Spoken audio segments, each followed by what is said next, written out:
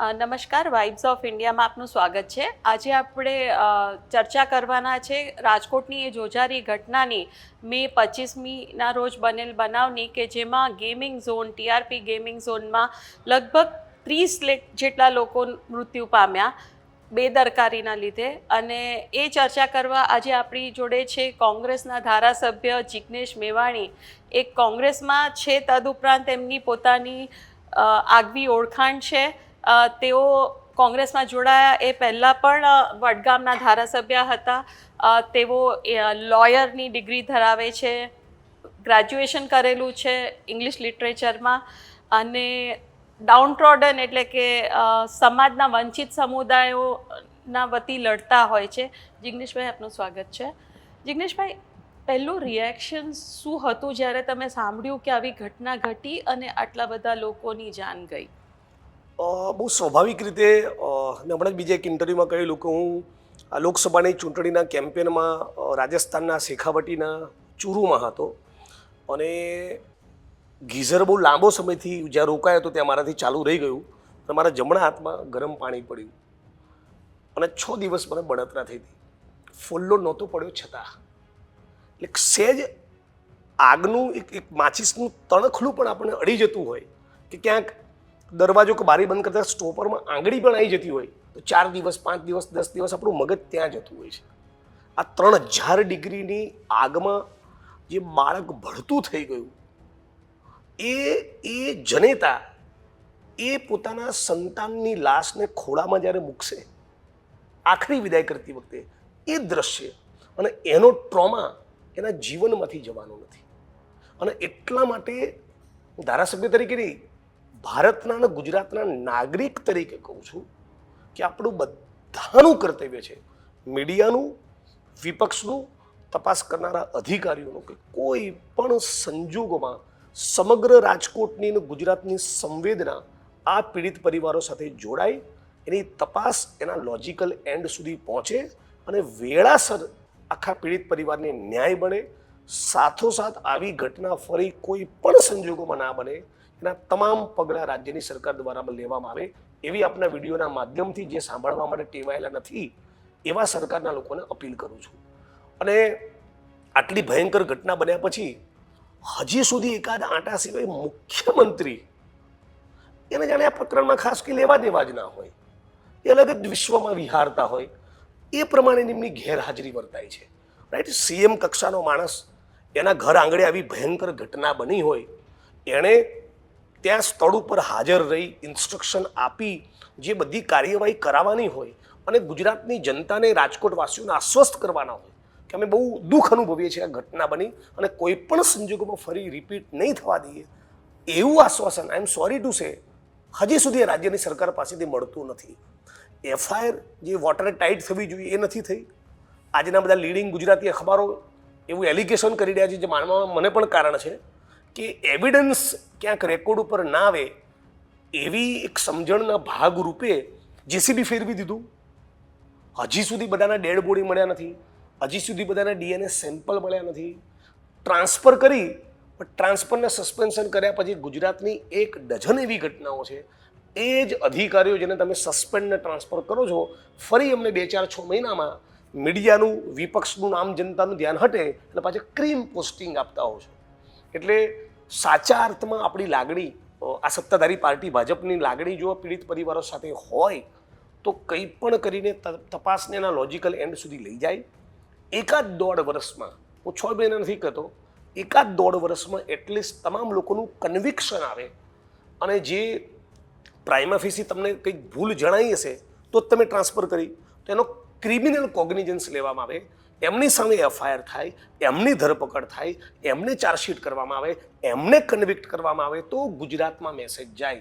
ગુજરાતમાં અને દેશમાં આપણને ગમે કે ના ગમે, એક હકીકત છે, પૂંજીપતિ ધનના શેઠો, આઈએસ આઈપીએસ અધિકારીઓ અને પોલિટિશિયનો 99% જેલમાં નથી જ જતા, અને આમને જેલમાં મોકલવાની જવાબદારી જે હાઈકોર્ટનું, સુપ્રીમ કોર્ટની છે, એ ટકોર કરી, કોમેન્ટ કરી, ડિરેક્શન આપીને જતી રહેતી હોય છે. આટલા પૂરતું એપ્રિશિએટ કરું છું કે કોર્ટે શું મોટું લીધું, બરાબર, પણ શું મોટું લીધા પછી આ કોર્ટે 4 વર્ષ પહેલાં શ્રેય હોસ્પિટલની ઘટના વખતે જે ડિરેક્શન આપ્યા હતા અને એનું પાલન જે અધિકારીઓ નહીં કર્યું એ અધિકારીઓની વિકેટ કેમ ના પાડી?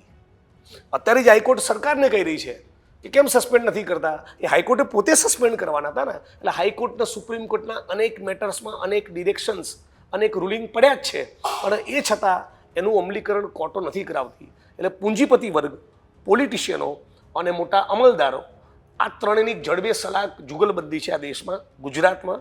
અને ન્યાયતંત્રમાં એવી કોઈ કમિટમેન્ટ હું જોતો નથી કે દુનિયા થાય અમે જસ્ટિસ તો કરીશું.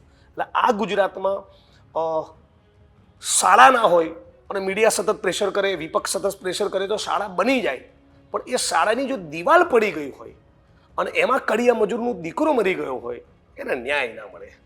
આ રાજ્યમાં જસ્ટિસ નથી. જિગ્નેશભાઈ, આપણી જોડે દીપલબેન ત્રિવેદી પણ છે, તેઓને પણ પ્રશ્નો છે આપની માટે. જિગ્નેશ, મને એ વાતનું ખૂબ જ દુઃખ થાય છે અને આઈ એમ શ્યોર નંદિની અને તમે પણ એ વાત સાથે સહમત હશો જે તમે કહ્યું કે ગુજરાતમાં ન્યાય નથી. બરાબર, આપણે એવી પ્રજા, મને દુઃખ થાય છે આ કહેતા, પણ આપણે એવી પ્રજા થઈ ગયા છીએ કે આપણે બધામાં સેટિંગમાં માનીએ છીએ, બધાનું સેટિંગ કરી લેવાનું. બરાબર, આપણે હરણી બોટની વડોદરામાં ઘટના થઈ, હજી સુધી કોઈને કોમ્પન્સેશન પણ મળ્યું નથી. અને આ કોમ્પન્સેશન એ જ મને તો ખૂબ જ શરમજનક વસ્તુ લાગે છે કે માણસની કિંમત 4 લાખ.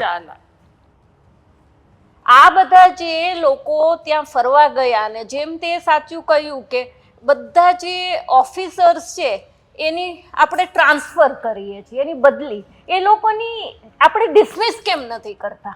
અત્યારે કોઈ નાનો માણસ છે એ 50 રૂપિયાની લાંચ લે તો પકડાય છે, ક્લાસ 4નો. કોઈ દલિત હોય છે, કોઈ માર્જિનલાઇઝ છે તો આપણે એને જિંદગીને આખી એનું કરિયર પતાવી દઈએ છીએ, પણ આ લોકોની આપણે ટ્રાન્સફર કરીને આપણે સંતોષ માનીએ. હું એક ટ્વીટ કરું તો 2,500 કિલોમીટર દૂર આસામની જેલમાં નાખે છે. ત્યાં મહિલા કોન્સ્ટેબલનો ઉપયોગ કરીને મોલેસ્ટેશનની ફેબ્રિકેટેડ ફરિયાદ કરાવે છે.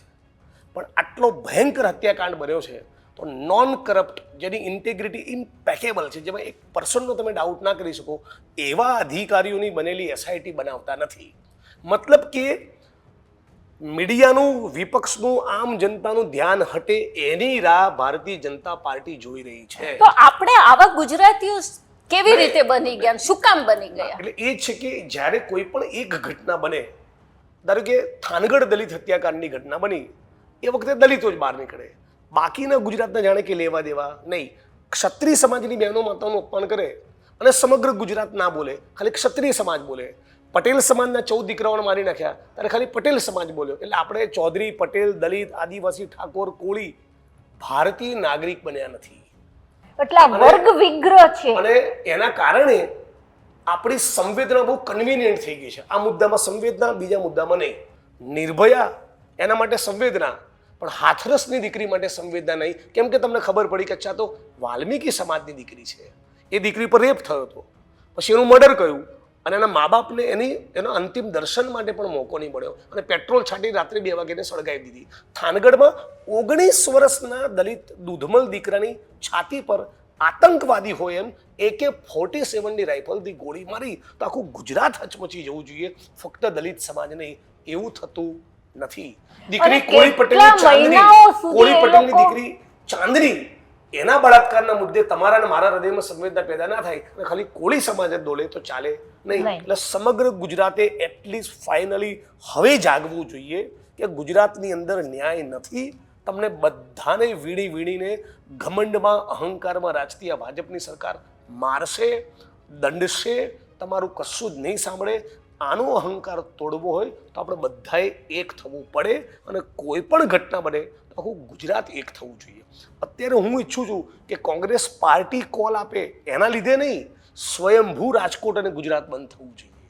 જેમ આસારામ પ્રકરણમાં દીપેશ અભિષેકની જે હત્યા થઈ અને આખું અમદાવાદ શહેર અને ગુજરાત સ્વયંભૂ બંધ રહેલા, જાતે લોકોની સંવેદના જાગી હતી, એ પ્રકારની એક ગુજરાતી તરીકે, એક ભારતવાસી તરીકે આપણામાં સંવેદનશીલતા જો પેદા નહીં થાય તો આજે રાજકોટના પરિવારો સાથે જે બન્યું છે એ તમારા મારા કે કોઈના પણ પરિવાર સાથે બની શકે છે. સંતાનો દરેકના ઘરમાં છે.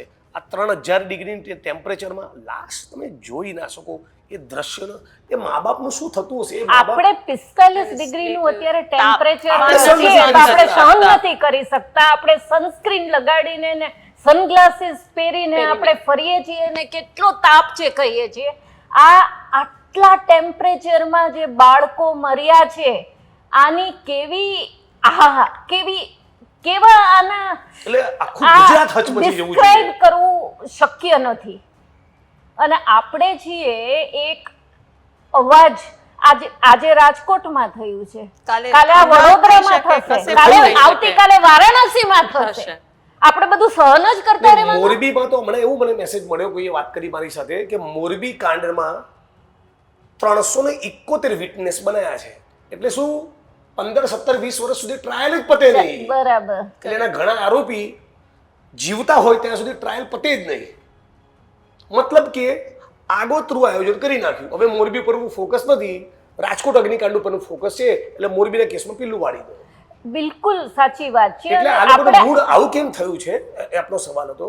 ભારતીય જનતા પાર્ટીને એવું ઘમંડ છે કે અમને હિન્દુ મુસ્લિમ કરાવીને મંદિર મસ્જિદની વાત કરીને સમાજને ડિવાઈડ કરતા આવડે છે, 156 સીટો લેતા આવડે છે, પછી થવા દો મોરબી કાંડ, થવા દો બરોડા કાંડ, થવા દો અગ્નિકાંડ રાજકોટમાં. આ મૂળ એમનું એટીટ્યુડ છે. આ એટીટ્યુડ ફક્ત ગુજરાતની જનતા તોડી શકે કે આ કોઈ પણ સંજોગોમાં નહીં ચાલે. અને આ જે બધા માણસો હોમાયા એ બધા હિન્દુ છે, પણ જિગ્નેશ મોટા ભાગના. બરાબર છે. રાઈટ. તો તમે જે હિન્દુ ધર્મની વાત કરો છો, આ મોરબીમાં જે મરી ગયા માણસો એમાંના મોટા ભાગના હિન્દુ હતા. વડોદરામાં જે આપણે નાગરિકો ગુમાયા, બાળકો ગુમાયા, એ મોટા ભાગના હિન્દુ હતા.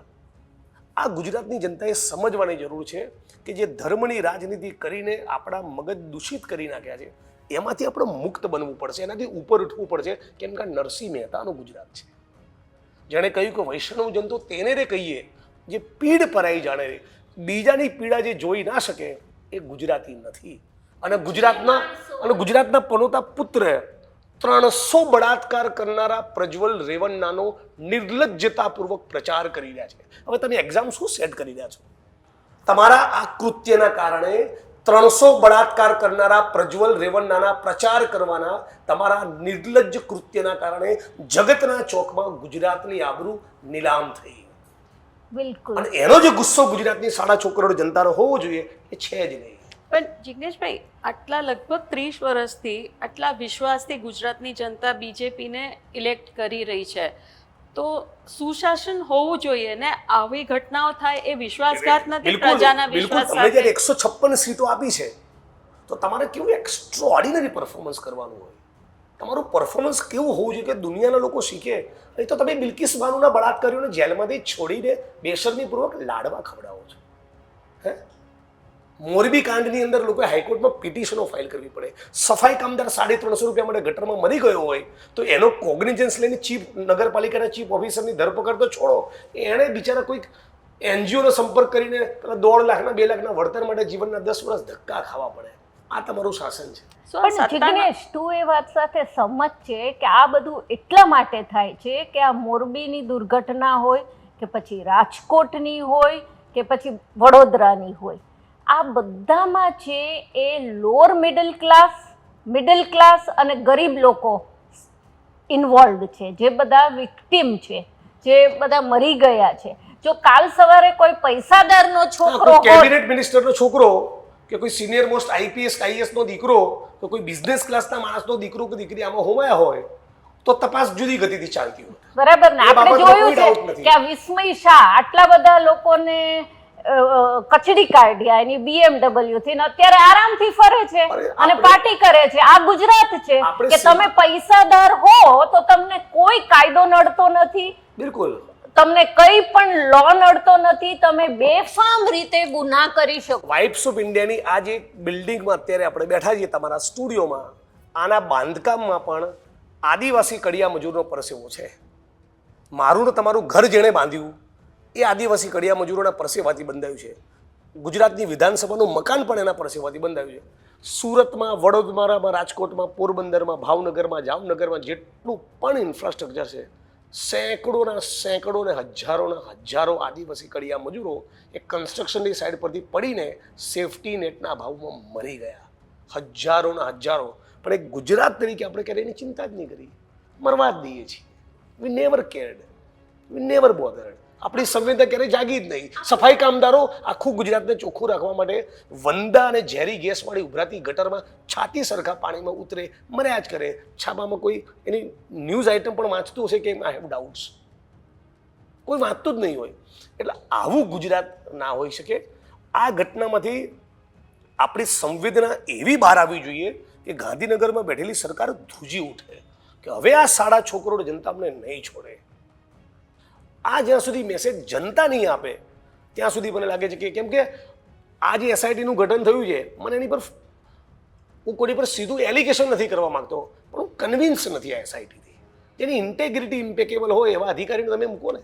સુધા પાંડે છે, સુજાતા મજબૂદાર છે, એવા અધિકારીને તમે મૂકો. કોઈ સારા એક્સ ઓફિસરને મૂકો, કોઈ સારા એક્સ ઓફિસર હોય, રાહુલ શર્મા છે કે સતીશ વર્મા છે, જેને રાજકોટમાં સર્વિસ બી આપી છે આટલા વર્ષો સુધી. એ તપાસ એના લોજિકલ એન્ડ સુધી જાય એવી મને આમાંથી ખાતરી નથી પડતી. ઇનફેક્ટ મીડિયાના મિત્રોને પણ પૂછો, રાજકોટની જનતાને પૂછો, રાજકોટના સામાન્ય નાગરિક હોય, મીડિયા કર્મીઓને ઘટનામાં બાબતે તમારી પ્રતિક્રિયા શું છે, એવી જેટલી બી બાઇટ્સ લી બધામાંથી કોમન સૂર એ આવી રહ્યો છે કે છેલ્લે આમાં પિલ્લું વળી જશે.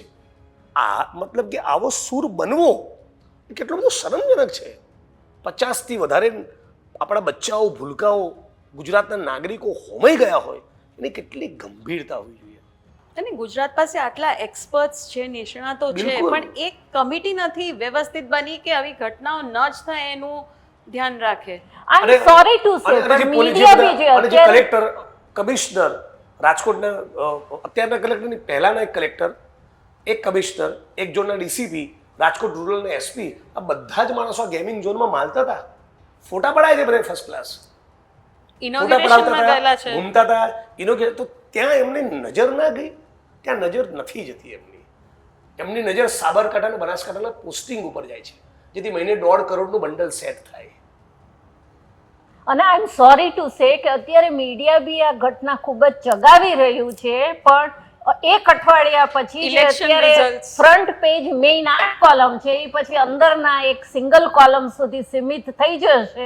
એની રાહ ભારતીય જનતા પાર્ટી જોઈ રહી છે કે આ 8 કોલમના ન્યૂઝ એક ખૂણામાં ટચુકડી જાહેર ખબરનું સ્વરૂપ ક્યારે ધારણ કરે. એટલે ભારતીય જનતા પાર્ટી રિલેક્સ અત્યારે એની રાહ જોઈ રહ્યા છે. અને જોગાનું જોગ રિઝલ્ટ્સ પણ 4 જૂનના રોજ છે. એટલે બહુ અનફોર્ચ્યુનેટ છે આ. અને આ તમામ ઘટનાનો જે કોગ્નિઝન્સ હાઈકોર્ટે લીધો, હું એવી અપેક્ષા રાખું છું હાઈકોર્ટે મોરબી કાંતિલના તમામ ઘટનાઓમાં ઇન્વેસ્ટિગેશન ક્યાં પહોંચ્યું, કોની ધરપકડો થઈ, તપાસમાં કયા ઇન્વેસ્ટિગેટિંગ ઓફિસરે લોચા માર્યા છે, એવા 2-4 લોકોને ડિસમિસ નહીં કરે જ્યાં સુધી સિનિયર મોસ્ટ આઈએસ આઈપીએસ લોકો ડિસમિસ નહીં થાય, જ્યાં સુધી 2-4 કેબિનેટ મંત્રીઓ ઘર ભેગા નહીં થાય, જ્યાં સુધી મોટા કોર્પોરેટ ટાઇકુન્સ જેલમાં નહીં જાય, ત્યાં સુધી આમ જનતાને ક્યારેય ન્યાયમાં ભરોસો બેસવાનો નથી જ. આ હકીકત છે. જિજ્ઞેશ, આપણા ગુજરાતીઓની જે અંદરનું ખુન્નસ હોય, જે ઝમીર હોય આપણું ન્યાય માટેનું ઝમીર, એ જગાવવા માટે શું કરવું જોઈએ? સતત રાત દિવસ જે એફર્ટ કરી જ રાખવા પડશે. આ એવી વસ્તુ છે કે એ ઓવરનાઇટ ઘણીવાર એવું બી બનતું, આવી કોઈ ઘટનાથી જમીર જાગી પણ જતું હોય છે. ઉના કાંડ થયો, આખા ગુજરાતનો દલિત સમાજ બેઠો થયો વર્ષો પછી, દાયકાઓ પછી, રાઈટ. આ કોઈ પણ સંજોગોમાં અમે ટોલરેટ નહીં કરીએ. અને એની ઇમ્પેક્ટ આખા ભારતમાં પડી. પરદેશમાં પણ અમે જ્યારે અમદાવાદથી ઉનાની યાત્રા લઈને જતા હતા, પરદેશમાં અમારા સમર્થનમાં લોકોએ ડેમોન્સ્ટ્રેશન કર્યા. તો આવી ઘટનાથી ક્યારેક લોકો જાગતા હોય છે. બીજી કોઈ ઘટના બને ને ગુજરાતીઓ તરીકે આપણે જાગીએ એવી રાહ નથી જોઈ, અત્યારે જાગી જઈએ. અને એ જવાબદારી કોની રહેશે આ જાગૃતતા લાવવાની? જવાબદારી આપણી બધાની છે. વિપક્ષની જવાબદારી છે, મીડિયાની જવાબદારી છે, અધિકારીઓની જવાબદારી છે, સામાજિક સંસ્થાઓની જવાબદારી. આ કલેક્ટિવ કામ છે. કોઈ એક વ્યક્તિ કે એક ગ્રુપ ના કરી શકે. આમાં બધાનો જ રોલ હોવો જોઈએ. અધ્યાપકો, કેવું શિક્ષણ આપણે ગુજરાતમાં આપી રહ્યા છીએ? આવી પેઢી તૈયાર થાય જેની કન્સર્ન હોય, જેને ફક્ત કોર્પોરેટ પર નોકરી ના કરવી હોય, જેને ગ્રાસરૂટ ઉપર, ગ્રાઉન્ડ ઝીરો પર ડોમેસ્ટિક વાયલન્સના ઇસ્યુ પર કામ કરવું હોય, કાસ્ટ વાયલન્સના ઇસ્યુ પર કામ કરવું હોય, અનટચેબિલિટી દૂર કરવા કામ કરવું હોય, એક પણ સફાઈ કામદાર ગટરમાં ના મરે એના માટે લડવું હોય, આવું કરવાનું જેને સ્વપ્ન આવે એવા વિદ્યાર્થીઓ, એવા યુવાનો તૈયાર કરવા પડશે. અને આમ અને આ બધાનું જ કામ છે. અને આપણે થિંકિંગ બદલાવવું પડશે કે ડેવલપમેન્ટ એટલે મોલ અને બ્રિજ જ નહીં. બિલકુલ. ડેવલપમેન્ટ એટલે સારું ન્યુટ્રિશન, ડેવલપમેન્ટ એટલે હ્યુમન રાઇટ્સ, ડેવલપમેન્ટ એટલે કે તમારું કોન્શિયન્સ હોય, બિલકુલ. અન્યાયની સામે તમે લડી શકો. પણ એક તમે વિપક્ષને રિપ્રેઝન્ટ કરો છો, મને એક બહુ દુઃખ સાથે આ વાત કહેવી પડે છે કે ચૂંટણી હોય છે ને પ્રચાર હોય છે ત્યારે 12-14 કલાક બધા નેતાઓ પ્રચાર કરી રહ્યા છે. અહીંયા તો આપણા મૃદુ અને મક્કમ એવા મુખ્યમંત્રી પણ એ જગ્યા પર કલાક પણ ના રોકાયા. તમે પ્રચાર માટે 15-15, 16 કલાક કાઢી શકો. આટલી મોટી દુર્ઘટનામાં એક નેતા એવો નથી કે એમ ત્યાં કેમ્પ કરીને 24 કલાક બેસે. ત્યારે. ના એટલે એવું છે કે આ મુખ્યમંત્રી એ મૃદુ નથી, ઢીલો ઢસ છે. અને આ ગુજરાતે સમજી જવાની જરૂર છે. આમના શાસનકાળમાં બનેલી એક પણ ઘટનામાં ન્યાય મળ્યો નથી. અનેક પેપરો ફૂટતા જ રહ્યા, એ કશું જ કરી શકવાને સક્ષમ નથી. એમને અમિત શાહ અને નરેન્દ્ર મોદી ઓપરેટ કરે છે, આખું ગુજરાત જાણે છે અને એટલું જ કરે છે. અને એના સિવાય એમની જોડે કંઈ અપેક્ષા જ નથી. અને આ ભાજપનું મોડલ સ્ટેટ છે. બિલકુલ. તો આવી પરિસ્થિતિમાં ઓફિસર લોકોની જવાબદારી બને છે. એમની વફાદારી બંધારણ માટે હોવી જોઈએ, કોંગ્રેસ ભાજપ માટે નહીં. એ રાજકીય પક્ષોને વરેલા ના જ હોવા જોઈએ, એ વરેલા હોવા જોઈએ આ દેશના બંધારણને. અને એટલા બધા કોમ્પ્રોમાઇઝ હું કેટલાક સિનિયર ક્રાઇમ રિપોર્ટર સાથે બી ગઈકાલે વાત કરતો હતો.